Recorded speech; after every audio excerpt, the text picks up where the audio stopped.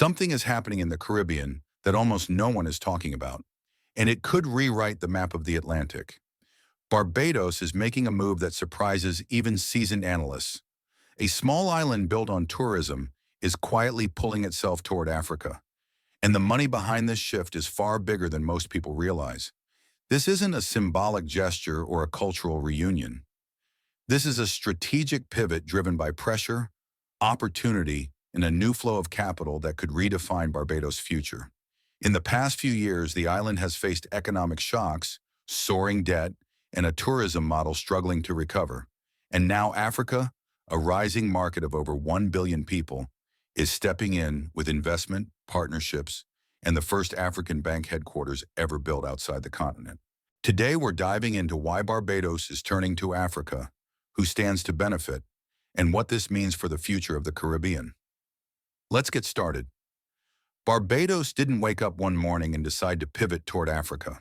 This shift is the result of years of mounting pressure, the kind of slow, quiet squeeze that forces a nation to rethink everything it thought it knew about its economy. For decades, Barbados relied on a single engine: tourism.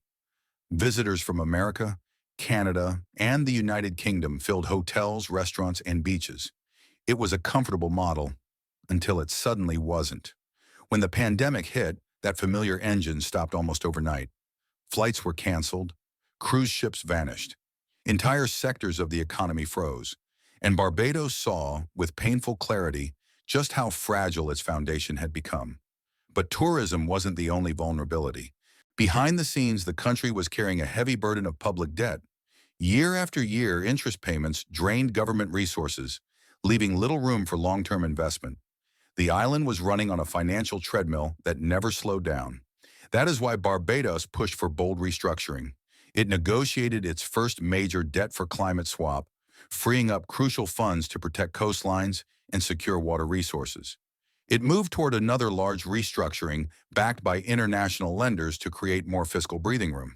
These deals were smart, necessary, and even groundbreaking, but they also revealed just how urgent the situation had become. Barbados was no longer dealing with temporary challenges. It was confronting a structural reality. The old economic model could not carry the country into the future. So the government began looking outward, not just for aid, not just for relief, but for partners who were also growing, transforming, and seeking new global connections.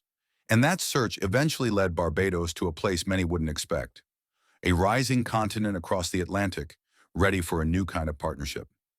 Africa didn't just appear on Barbados' radar by accident.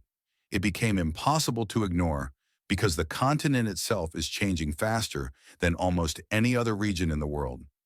Across the Atlantic, Africa is building one of the largest single markets on the planet.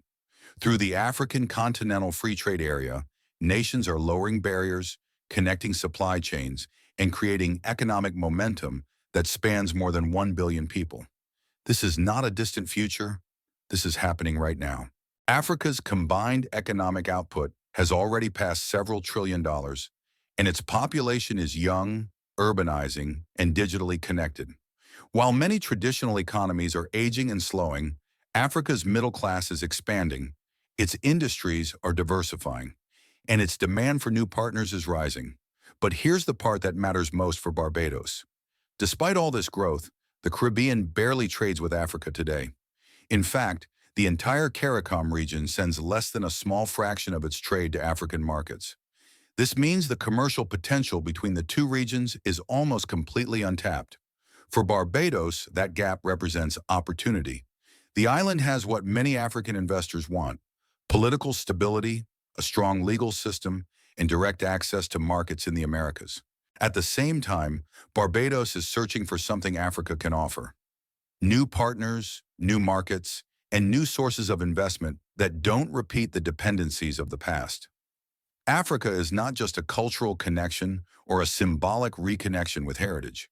It is a rapidly expanding economic landscape, one that aligns perfectly with Barbados' need to diversify beyond tourism and debt restructuring. And as Africa rises, the question for Barbados is simple: will the island position itself at the front of this new Atlantic marketplace? Or will it remain on the sidelines while others move first? If there is one moment where this entire story becomes real, it is here. Because this is no longer about theory, culture, or diplomacy. This is about money, big money, moving in a direction the world did not expect. Afreximbank, one of Africa's largest and most influential financial institutions, made a decision that surprised global analysts. Instead of opening its first headquarters outside Africa, in a major financial hub like London, New York, or Dubai, it chose Barbados. That single choice sent a shock through economic circles. It signaled that Africa was not just looking outward, Africa was investing outward. The project itself is massive. The African Trade Center in Bridgetown represents well over 300 million Barbados dollars in construction, infrastructure, and long-term operations. Cranes are on site, foundations are laid, jobs are already being created. Government briefings project roughly 1,000 direct positions tied to the facility. These aren't temporary roles. They include finance, compliance, administration, research, and professional services, the kind of jobs that anchor an economy, not just fill it. Afreximbank also pledged millions more for urban renewal around the development zone. This means better roads, improved public infrastructure, and a direct economic ripple into nearby communities. But why Barbados? Why would a major African bank skip the world's traditional financial capitals and plant its flag on a Caribbean island of just a few 100,000 people? There are four strategic reasons. First, Barbados sits at a geographic crossroads between Africa and North America.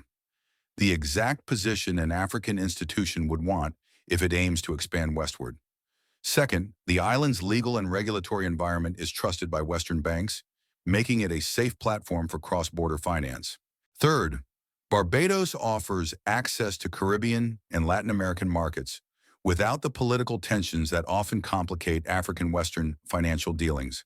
And fourth, the country has built a reputation for stability, politically, socially, and economically, which is crucial for a bank managing international capital flows.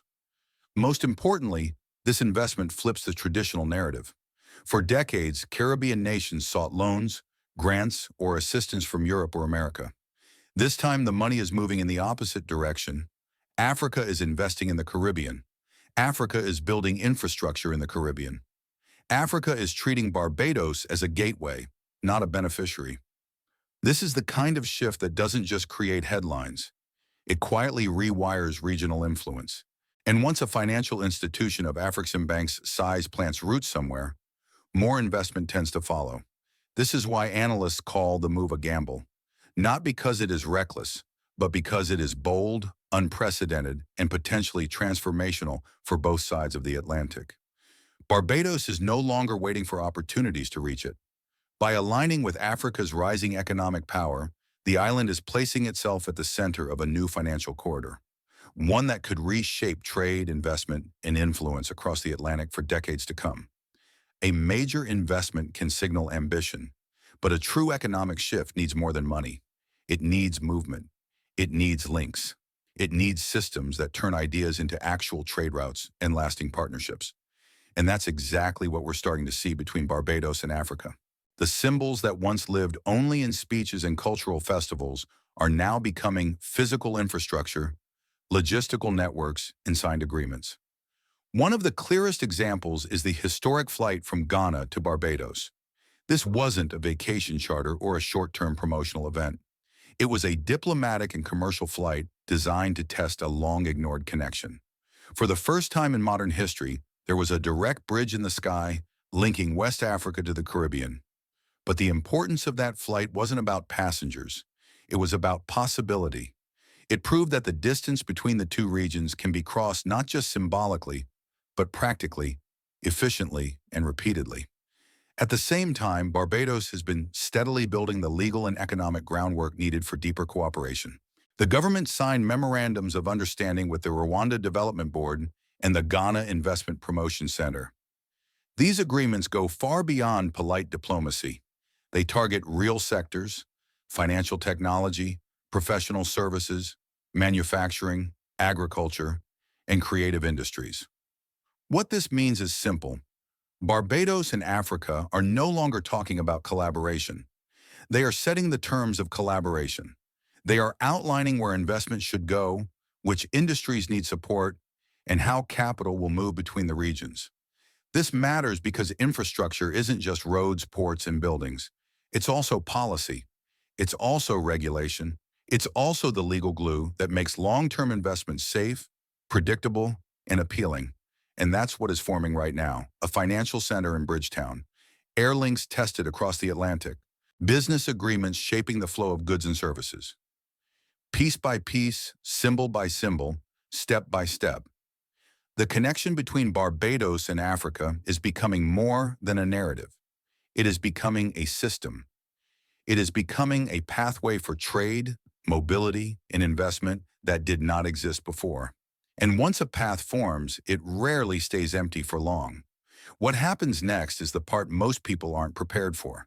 Because beneath the headlines and the optimism, there's a deeper question emerging, one that could shape the future of the entire Atlantic. If Barbados turns to Africa at full scale, could this small island become the Singapore of the Atlantic? Or is it stepping into a gamble far bigger than anyone realizes? This isn't just a question about geography. It's a question about power, influence, and the direction of global money flows. And the answer depends on what Barbados chooses to do next, and whether Africa continues to rise in the way economists expect. So let's break it down.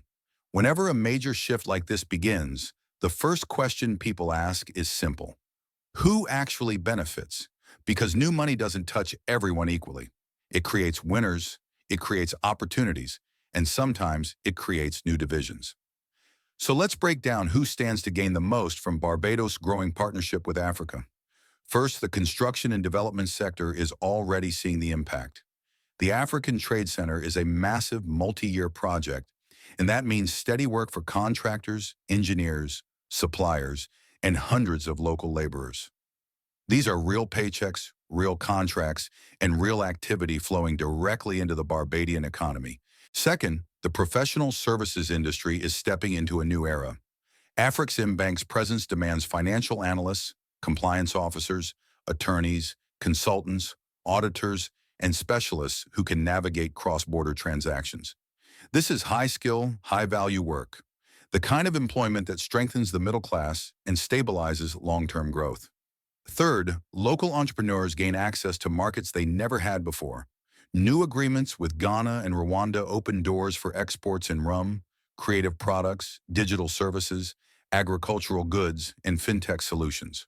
For small and medium businesses, Africa is no longer an abstract idea. It is a reachable partner. But what about ordinary citizens? That's where the picture becomes more complex. Yes, new jobs will emerge, especially in administration, hospitality, and supporting industries around the trade center. But many roles require advanced training, technical skills, or specialized knowledge. Without targeted education and workforce programs, some communities may struggle to participate in the benefits of this shift. Then there is the government. Barbados gains credibility, leverage, and a stronger hand in future negotiations with Western lenders. A major African institution choosing Bridgetown elevates the island's profile and gives policymakers more confidence and more options in shaping national strategy. Still, the question remains, will this new wealth reach every corner of society, or will it concentrate among the sectors closest to finance, construction, and government? That is the tension beneath every economic transition. Some people rise with it, some people watch it pass by, and Barbados now stands on that threshold, between the promise of new opportunity and the challenge of making sure it truly becomes shared opportunity. Every opportunity comes with a shadow, and for Barbados, the shadow behind this new partnership is a question that can't be ignored. Is the island building a path toward long-term independence, or is it quietly stepping into a new form of dependency? One of the biggest risks is concentration. Right now, much of the momentum is tied to a single institution, Afreximbank. If political instability, financial turbulence, or leadership changes ripple across parts of Africa, Barbados could feel the shock almost instantly. A hub that relies too heavily on one anchor becomes vulnerable the moment that anchor shifts. There is also the geopolitical dimension. As Africa strengthens its presence in the Caribbean, Western nations may reassess their strategic interests. Barbados has long been seen as a reliable partner for the United States, Canada, and Europe. A sudden increase in African financial influence could complicate diplomatic dynamics and force Barbados to walk a tighter political line. Logistics pose another challenge. Air links between the two regions are still limited, and shipping routes remain expensive and infrequent. Even with strong political will, real trade cannot flourish without reliable transportation networks. If these routes fail to expand, the partnership may stagnate before it truly begins. Then there is the risk of public perception. If ordinary Barbadians don't feel included in this new wave of investment, frustration could grow. People might see the African Trade Center as something built for investors, not for families. Economic shifts that do not bring visible benefits to local communities often breed skepticism or resentment. Finally, there is a structural risk. Barbados is trying to reduce its reliance on tourism and Western lenders. But if the island builds its future on one or two African partnerships without diversifying its economic base, it may simply exchange one dependency for another. This doesn't mean the shift is wrong. It means the stakes are high. It means Barbados must manage this transition carefully, balancing opportunity with caution and ambition with realism. Because the promise of a new partnership is powerful, but the cost of mismanaging it could be even more significant. Barbados may be taking the lead, but it is not running this race alone. Across the Caribbean, other nations are beginning to notice the same opportunities in the same rising influence coming from Africa. Jamaica has started exploring new diplomatic channels with Ghana and Nigeria. Trinidad and Tobago is looking at energy partnerships with African producers. Even the Bahamas has opened discussions about tourism, technology, and creative industry exchanges. Slowly, the region is awakening to the idea that Africa is not just a cultural reference point, it is an economic partner with real weight. But Barbados remains ahead for now, and there is a simple reason. It moved first. It secured the first African financial headquarters in the Western Hemisphere. It signed the early investment agreements, and it tested the first modern diplomatic flight between West Africa and the Caribbean. Being first gives the island a powerful advantage. It positions Barbados as the entry point, the gateway, for African capital seeking stable markets in the Americas. If this strategy works, Barbados could hold a role similar to a regional hub, shaping how trade, investment, and influence flow through the Caribbean. But being first also carries the highest risk. There is no blueprint. There is no proven model. Barbados is effectively testing a new continent-to-continent partnership on its own soil. If the projects stall, if the logistics fall short, or if the political winds shift, Barbados will be the first to absorb the consequences. Meanwhile, other Caribbean nations can afford to watch. They can wait to see whether Barbados's gamble succeeds. If it does, they will follow the trail Barbados has already cleared. If it fails, they can step back without bearing the cost. This dynamic creates a quiet competition across the region. A race to capture African investment, a race to become Africa's preferred gateway to the Atlantic, and a race where early advantage matters, but long-term execution matters even more. For Barbados, the challenge is clear. Its head start will only matter if it can hold the lead, and the rest of the Caribbean is watching closely to see what happens next. As we step back and look at the full picture, one thing becomes clear. This is not just a story about Barbados. It is a story about the shifting balance of the global South and a new corridor forming quietly across the Atlantic. For Barbados, the decision to deepen ties with Africa is more than symbolism. It is strategy. It is survival. It is an attempt to build a future that isn't dictated by tourism cycles, external debt, or the economic moods of distant partners. Africa, meanwhile, is not approaching the Caribbean as a donor or savior. It is acting as an investor, a collaborator, a rising economic force looking for stable gateways and reliable allies. And that brings us back to our central theme. Our final use of the SEO keyword. Barbados turns to Africa, not in nostalgia, not in rhetoric, but in the most concrete way possible, through capital, infrastructure, and long-term partnership. If this works, Barbados could become the center of a new South-South network, connecting African markets, Caribbean economies, and eventually the broader Americas. A new flow of trade, a new flow of investment, a new flow of influence. If it fails, it will be a reminder of how vulnerable small nations are in a world where global shifts move faster than local protections. Dreams can rise quickly, but they can also hit hard against the limits of geography, logistics, and capacity. So the final question for all of us is simple. Is Barbados building the first bridge in a new Atlantic future? Or is it taking a step driven by hope more than readiness? Time will answer that question. But what's certain is this. A new conversation has begun across the global south, and Barbados has chosen to stand at the front of it. Thank you for watching.